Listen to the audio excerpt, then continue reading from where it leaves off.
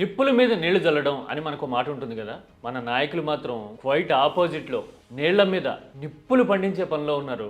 సొంత రాష్ట్రం తలపెట్టిన ప్రాజెక్టుల మీదే మన రాష్ట్రం వాళ్లే కళ్ళల్లో నిప్పులు పోసుకునే స్థితిలో ఉన్నారు. ఇది ఒక్కటి చాలు మన రాజకీయం ఎంత దిగజారిపోయిందో చెప్పడానికి. ఎందుకో తెలుసా, దేశంలో మరి ఏ రాష్ట్రంలోనూ ఇంత దారుణమైన దౌర్భాగ్యకరమైన పరిస్థితి లేదు. సొంత రాష్ట్రంలో ఒక నాయకుడు మొదలుపెట్టిన ప్రాజెక్ట్ని వేరే నాయకులు వేరే పార్టీ ఖండించే పరిస్థితి, ఆరోపించే సిచ్యువేషన్ ఎక్కడా కనపడదు. కావాలంటే చెక్ చేద్దాం ఇప్పుడు. ఆ తర్వాత 22 టీఎంసీలతో 20 టీఎంసీ నీళ్లు ఏమైపోతుంది అంటూ తేలిగ్గా మాట్లాడడం చూసిన తర్వాత మన రాజనీతిజ్ఞత, మన ఆలోచనల లోతు ఇంతేనా అని నాకు అనిపించింది. అదే 22 టీఎంసీలే అనుకున్నా కానీ ఆ నీళ్లతో ఎంత మార్పు తేవచ్చో చూద్దాము. దాంతోపాటు ఈ ఆర్గ్యుమెంట్లో ఎవరి దమ్మెంతో పసెంతో కూడా తెలుసుకుందాం. అన్నిటికీ మించి పర్మిషన్లు లేవనే ఆర్గ్యుమెంట్ కొందరు చేస్తూ ఉన్నారు కదా, వాళ్ళకు కూడా పిన్ టు పిన్ చారిత్రక ఆధారాలతో నేను సమాధానం చెప్పబోతున్నా. అందుకోసమే ఏపీ జల వివాదాలకు సంబంధించి, రాయలసీమ హక్కులకు సంబంధించి 2 తెలుగు రాష్ట్రాల సౌభ్రాతృత్వం, బ్రదర్హుడ్ గురించి అవగాహన, నమ్మకం, ఆకాంక్ష ఉన్న ప్రతి ఒక్కరూ ఈ వీడియో చూసి తీరాలి.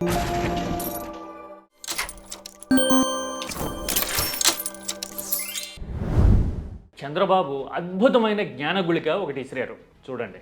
ఈ రాష్ట్రంలో నా సుదీర్ఘ రాజకీయ జీవితంలో మోస్ట్ ఆఫ్ ది ప్రాజెక్ట్స్ నేనే స్టార్ట్ చేశాను. ఇది చెప్పడం చూస్తే ఒక చిన్న జాగ్రత్త చెప్పాలనిపించింది నాకు. ఏంటో తెలుసా, అట్లీస్ట్ శ్రీశైలం, నాగార్జున సాగర్నైనా ఆ లిస్ట్ నుంచి దూరంగా ఉంచండి. అవి కూడా మీరే తలపెట్టాను, మీ కృషి వల్ల జరిగినాయని చెప్పకండి సార్, దయచేసి ప్లీజ్.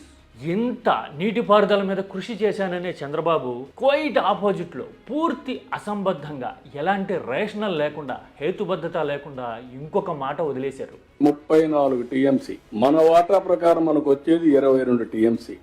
ఏంటి దానివల్ల 20 టీఎంసీ నీళ్లు ఏమైపోతుంది చూశారుగా. 22 టీఎంసీలతో ఏం జరిగిపోతుంది అంటున్నారు రాయలసీమ ఎత్తిపోతల గురించి. 22 టీఎంసీలు అంటున్నారు కదా, ఆ 22 టీఎంసీల కెపాసిటీ ఎంతో కొన్ని ఎగ్జాంపుల్స్తో చూద్దాం, ఉజ్జాయింపు లెక్కలు తీద్దాం. తెలుగు రాష్ట్రాల్లో అతిపెద్ద నగరం హైదరాబాద్ కదా, మెట్రోపాలిటన్.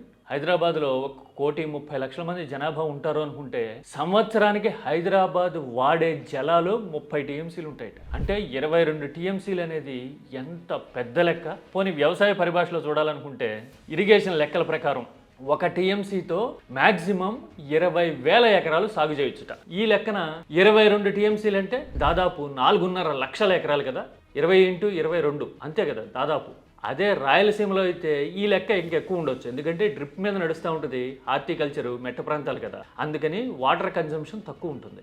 అంటే 4 లక్షల ఎకరాలకు పైగా సాగు భూమిని మనం చాలా తేలిగ్గా తీసి పారేసి 22 టీఎంసీలతో ఏం జరుగుతుంది అని అంటున్నాం. అంతేకాదు, నీటిని ఎప్పుడు కూడా ఆ పారే భూభాగంలో వచ్చే మార్పులు, అది డిరైవ్ చేసే ప్రొడక్టివిటీని కూడా లెక్క తీసుకుంటే ఆ ప్రభావం అపారంగా ఉంటుంది. మరి ఇన్ని ప్రాజెక్టులు కట్టామని చెప్తాము, ఇంత దూరదృష్టాన్ని క్లెయిమ్ చేసుకుంటాము, తీరా చూస్తే 22 టీఎంసీల గురించి మనం ఇంత తేలిగ్గా మాట్లాడాము. చాలా కోయిన్సిడెంటల్గా మన వారసుడే మన వాదనని ఖండించడం అనేది యాదృచ్ఛికం కాదు, ఒక రకంగా వాస్తవాల్ని మనం జనానికి చెప్పకనే చెప్పేశాం. 1 టీఎంసీ కోసం రాష్ట్రాల మధ్యన యుద్ధాలు జరిగినాయి. ఒక 10 టీఎంసీల కోసం ఆఫ్రికాలో దేశాల మధ్యన యుద్ధాలు జరుగుతున్నాయి. చూశారు కదా లోకేష్ ఏమన్నారు టీఎంసీ ప్రాధాన్యం గురించి. అంటే మనం జగన్ మొదలు పెట్టాడని రాయలసీమ ఎత్తిపోతల పథకాన్ని తక్కువ చేసేందుకు, కొట్టిపారేసేందుకు ట్రై చేస్తున్నాం. దేశంలో ఎక్కడా లేని విధంగా తెలిసిన వాళ్ళందరూ నివ్వెరపోయేలాగా రాజకీయం కోసం మన రాష్ట్రం తలపెట్టిన ప్రాజెక్ట్ని మనమే ఖండించుకుంటున్నాం.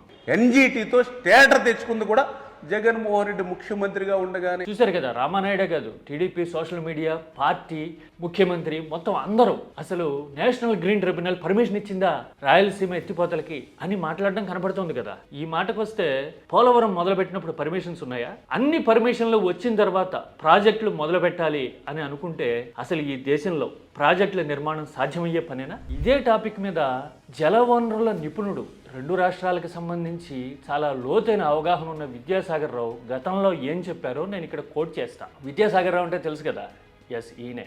రాజకీయంగా ఆయన ఏపీతో విభేదించి ఉండొచ్చు కానీ జలవనరుల విషయంలో, తెలుగు నేల ఉమ్మడి ప్రయోజనాల విషయంలో మాత్రం ఆయన దూరదృష్టితో మాట్లాడే దార్శనికుడు. ఎవరైనా సరే ఒప్పుకోవాల్సిందే, ఒక్క తెలంగాణ వాళ్ళే కాదు, ఏపీ వాళ్ళు కూడా. ఆలోచన ఉంటే. అంతే కదా. ఇంతకీ విద్యాసాగర్ రావు ఏం చెప్పారు? ఒకసారి వైఎస్ఆర్ని అడిగారట, అదేంటి ఒకేసారి ఇంత భారీ సంఖ్యలో ప్రాజెక్టులు మొదలుపెట్టారు, వీటికి పర్మిషన్లు లేవు కదా అని అంటే, మీకు ఎలాంటి పర్మిషన్స్ లేవు, నీళ్ల కేటాయింపులు లేవు, ఏమీ లేకుండా మీరు 84 ప్రాజెక్టులు తీసుకుంటున్నారు వాళ్ళు. ఎస్, ఇలా అంటే వైఎస్ఆర్ చెప్పిన సమాధానం తనకి ఆశ్చర్యం కలిగించిందంటారు.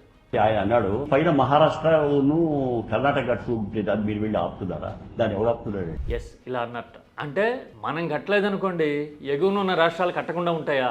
దానివల్ల మన ప్రయోజనాలు దెబ్బతినవా? పర్మిషన్ల కోసం ఆగుతామా? కట్టడం మొదలు పెట్టాలి, పర్మిషన్ల కోసం ప్రయత్నం చేయాలి అని వైఎస్ఆర్ చెప్పారట. ఇదే వరుసలో పోలవరం లాంటి ప్రాజెక్టుకి ఇనిషియల్ సైట్ క్లియరెన్స్ కూడా లేదు, ఏది మన ఎన్వైరన్మెంట్ లేదు. కానీ ఈవేళ నేను మొదలు పెడితే ఎన్నడో పూర్తవుతాయి. పోలవరాన్ని కూడా మొదలు పెట్టాం అని వైఎస్ఆర్ క్లెయిమ్ చేశారట. చూసాం కదా, ఇప్పుడు పోలవరం ఏపీలో ఆశలు రేకెత్తించే పరిస్థితిలో ఉంది. పర్మిషన్ల కోసం ఆగుంటే ఇలాంటి పరిస్థితి వచ్చేదా?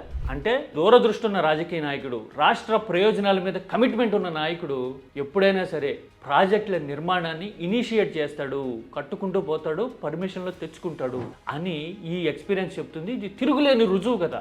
ఆ తర్వాత ఇంకొక పాయింట్, ఇప్పుడు నేషనల్ గ్రీన్ ట్రిబ్యునల్ పర్మిషన్ లేదు అని మన సొంత రాష్ట్రం వాళ్లే, ఇప్పుడు అధికారంలో ఉన్న టీడీపీ వాళ్లే మాట్లాడడం చూస్తుంటే అవ్వా అనిపిస్తా ఉంది. దేంతో నవ్వాలో తెలియని పరిస్థితి. మీరు కావాలంటే చూడండి, అడ్డగోలుగా మన తెలుగు రాష్ట్రాల వాటాను కూడా అడ్డం కొడుతుంది కదా కృష్ణా జలాల్లో కర్ణాటక. ఆల్మట్టి ఎత్తు పెంచి ఈ ప్రపోజల్ బీజేపీ హయాంలో వచ్చింది, ఇప్పుడు కాంగ్రెస్ దాన్ని కంటిన్యూ చేస్తోంది. అంతేగాని వాడెవడో మొదలు పెట్టాడు రాజకీయ విరోధి అని వీళ్ళు ఆపలా. పైగా రాజకీయంగా ఎంత వైరుధ్యాలు కొట్లాట్లో ఉన్నా గానీ కర్ణాటకలో చూడండి, బీజేపీ అయినా కాంగ్రెస్ అయినా ప్రాంతీయ పార్టీ జేడీఎస్ అయినా రాష్ట్ర ప్రయోజనాల విషయంలో ఒక్కటే వాదన ఉంటుంది. అలాగే మహారాష్ట్రలో కూడా అక్కడ ఏ ప్రభుత్వం ఉన్నా కానీ మ్యాక్సిమం వాటా దండేసుకోవాలి కృష్ణా జలాల్లో, గోదావరి జలాల్లో అని వాళ్ళు అనుకుంటారు. అంటే పార్టీలు వేరు, రాష్ట్ర జల ప్రయోజనాలు వేరు. వేరే మనం మాత్రం మన దిక్కుమాలిన భావజాలంతో, ఇరుకు మనస్తత్వంతో మన ప్రత్యర్థి మొదలుపెట్టాడు కాబట్టి రాయలసీమ ఎత్తిపోతల్ని తక్కువ చేసే ప్రయత్నం, పక్కన పడేయటము, అన్నిటికీ మించి 22 టీఎంసీలతో ఏం జరిగిపోతుంది అని చెప్పుకుంటా ఉన్నాం. ఇలాంటివి చూస్తే కడుపు రగులుతుంది కదా ఎవరికైనా. రాజకీయం కోసం మనం ఎంత దిగజారుతాము అని చెప్పడానికి ఇది తిరుగులేని ఎగ్జాంపుల్ కదా. ప్రతి దాంట్లోనూ క్రెడిట్ మనకే రావాలి. అసలు ఏపీలో ఉన్న ప్రాజెక్టులన్నీ మన ఇనిషియేషన్ అని చెప్పుకుంటాము. కళ్ళ ముందు ప్రాజెక్టు నిర్మాణం కొలిక్కి వస్తూ ఉంటే దానికేమో పర్మిషన్లు లేవని ఖండిస్తాము. మనది దార్శనికత అని మన చుట్టూ ఉన్న వాళ్ళు వీరతాళ్ళు వేస్తూ ఉంటారు. ఇంత హ్యాలోనెస్, ఇంత అడ్డగోలుతనం, అపరిపక్వ ఇరుకు రాజకీయం ఇంకెక్కడా జరగదేమో కదా. మీరేమంటారు? నీటిపారుదల ప్రాజెక్టుల విషయంలో ఏపీలో జరుగుతున్న రాజకీయానికి విరుగుడేంటి? ఒక్కటే మార్గం, జనం వాస్తవాలు తెలుసుకోవాలి. ఎవరి వల్ల రాష్ట్ర ప్రయోజనాలు, భవిష్యత్ ప్రయోజనాలు నిలబడుతున్నాయి అని అర్థం చేసుకోవాలి. పార్టీలకు అతీతంగా నీళ్ల విషయంలోనూ నిజాల విషయంలోనూ నిలబడాలి. అంతే కదా. రాజకీయం కోసమో జెండాల కోసమో ఇప్పుడు సైడ్ తీసుకున్నాం అనుకోండి, రాష్ట్ర ప్రయోజనాలు దెబ్బతింటే ఇక భవిష్యత్తులో సరిదిద్దుకోవడానికి కూడా ఏం మిగలదు. ఆల్మట్టి విషయంలో మన చేతగానితనం వల్లే కదా 2004కి ముందు కర్ణాటక తెలుగు నేల నోట్లో మట్టి కొట్టిపోయింది. మహబూబ్ నగర్ ఇప్పటికీ ఏడుస్తూ ఉంది. కృష్ణా డెల్టా అప్పటి నుంచి అగచాట్లు పడడం కోస్తా జిల్లాల వాళ్ళకి తెలుసు. మరి ఇకనైనా సరే ఇలాంటి కష్టాలు తప్పాలంటే, కన్నీళ్లు ఆగాలంటే నీళ్ల విషయంలో నిజాల వైపు నిలబడదాం. కుళ్ళు రాజకీయాన్ని తిప్పికొడదాం. ఏమంటారు?